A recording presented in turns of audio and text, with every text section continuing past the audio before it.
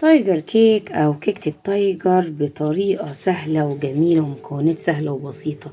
ببيضتين هتعملي احلى تايجر كيك لولادك. طبعا حبايبي اللي لسه بيشوفوا القناة لأول مرة، يا ريت تشتركوا في القناة وفعلوا زر الجرس عشان يوصلكوا كل جديد من وصفاتي طبعا، واللايك الجميل منكم اللي بيرفع الفيديو على اليوتيوب. يلا بينا نشوف الطريقة. اللهم صل وسلم وبارك على سيدنا محمد وعلى آله وصحبه وسلم. اهلا بيكم حبايبي، عاملين ايه؟ يا رب تكونوا بخير وصحة وعافية. طبعا هنا المكونات بتاعتنا دي هنعمل حاجة حلوة كده جميلة جدا، هي كيكة التايجر بطريقة سهلة ومكونات موجودة عندك.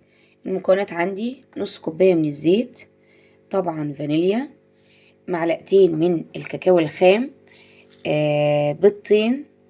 ببيضتين بس هتعملي احلى صينية كيك تايجر، تايجر كيك سوري.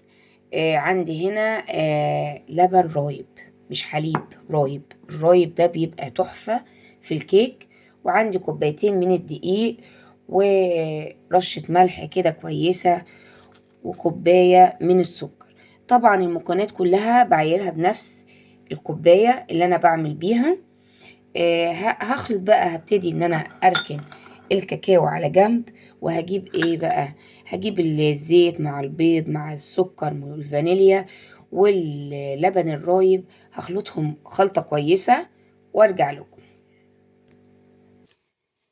طبعا هاجي على الدقيق هنا، نسيت طبعا المكون الاساسي في الوصفة بتاعتنا هو الكيك شيف. الكيك شيف طبعا بيخلي الكيك هش وجميل جدا، يعني لانه بيكنج باودر وفي محسن كيك كمان، فبيخليه تحفة بصراحة ويحافظ على لون الكيك تبقى بيضة كده جميلة. هبدأ اخلط الكيك شيف مع الدقيق بتاعي وذرة الملح. احط الخليط في بولة ونبدأ كده بالمضرب اليدوي او المضرب الكهرباء نشتغل مع بعض فيه. ادي الخليط بتاعنا، هبدأ انزل بالدقيق شوية شوية، وبالمضرب بتاعي هخفق طبعا في اتجاه واحد اهو كده. هجيب المضرب في اتجاه واحد كده على طول.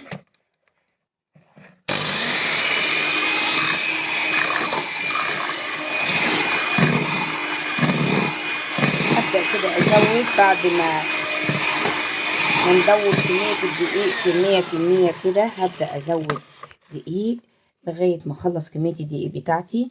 طبعا وشايلة شوية من الخليط، هبدأ انزل بالمعلقتين الكاكاو الخام بتاعي.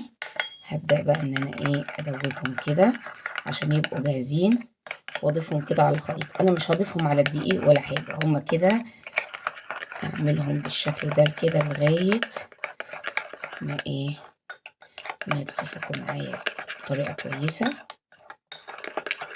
شايفين بقى زي صوص الشوكولاتة كده،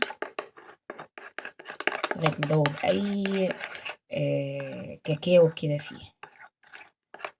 كده هيبقى جاهز ان احنا نصبه على الكيك بتاعنا.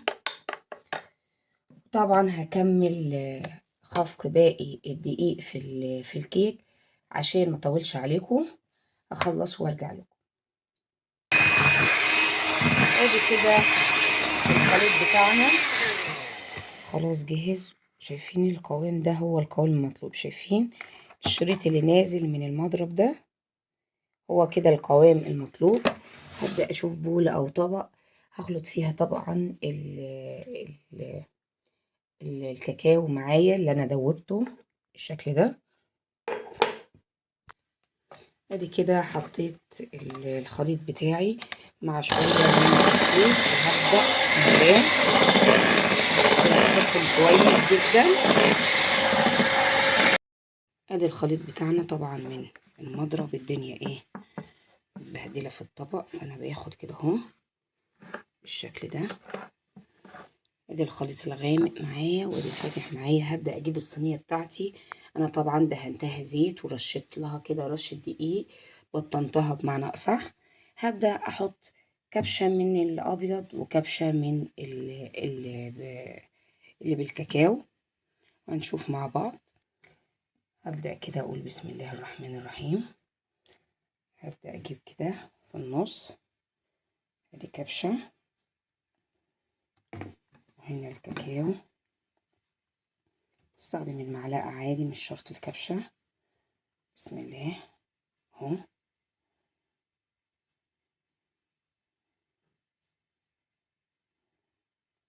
حط جزء وجزء ابيض. بعد كده طبعا كل ما بتحطي الخليط ده طبعا بايه بيسيح كده وينزل لجوانب الصينية بتاعتي.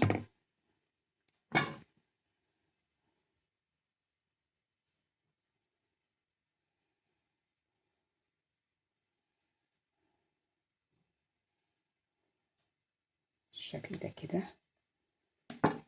نجيب ابيض، اكرر العملية دي كده اهو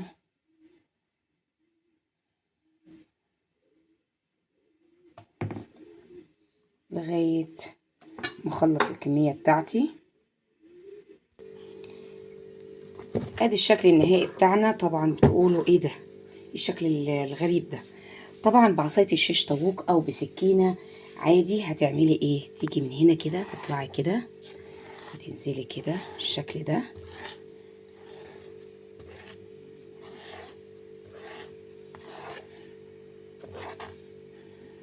بالشكل ده كده. يعني ايه، عملناها بشكل كده جميل وايه، وهيعجبكم وبرده هيعجب الولاد جدا. ادي الشكل النهائي بتاع الكيكه بتاعتنا، كيكه التايجر. طبعا انا مسخنه الفرن على درجه حراره 180. هبدا بقى ان انا اعمل ايه، اخبط كده عشان الفقاعات تطلع من الصينيه اهو، زي كده الحاجات الهوائيه ما تبقاش ايه مفرغه من جوه.